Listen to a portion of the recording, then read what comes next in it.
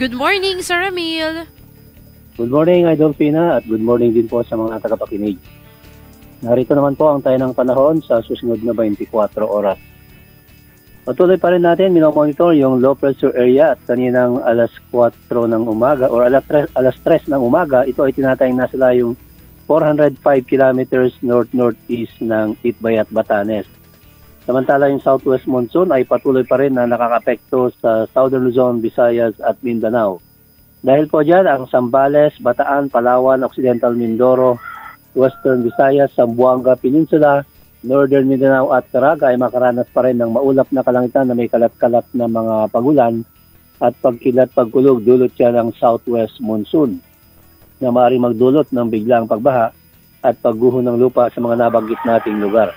Samantala yung area po ng Cagayan Valley at nalalabing bahagi ng ating bansa ay makakaranas ng maliwalas pa rin na panahon, bahagyang maulap hanggang sa maulap na kalangitan na may mga pulo-pulo lamang na mga pagulan, dulot yan ng mga localized thunderstorm.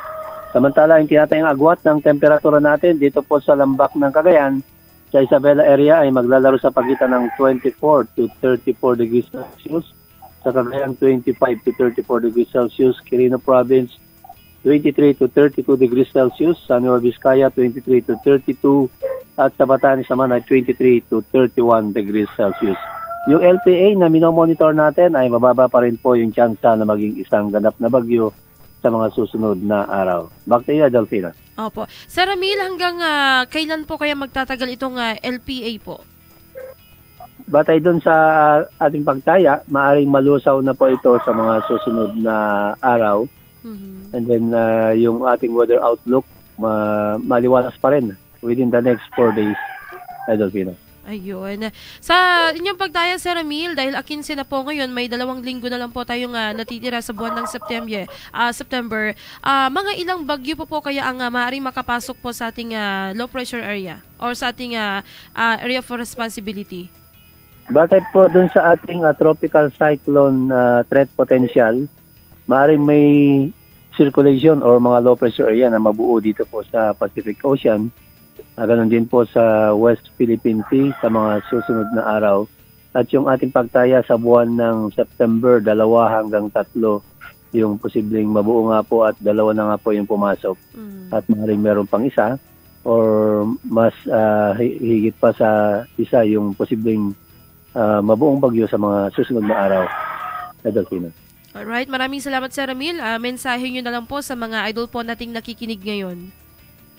Maraming salamat, Idol Pina, doon sa ating mga kababayan na alam ko nagbibilad po sila. Samantalahin po natin yung napakagandang lagay ng panahon pero maging alerto pa rin po sa dakong hapon o gabi dahil may posibilidad po na pagkakaroon po ng mga pulo-pulong pagulan o biglaang pagulan pero hindi naman po ito nagtatagal.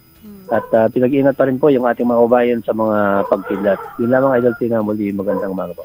Maraming salamat, Sir Ramil, at magandang umaga rin po sa inyo. Maraming salamat po.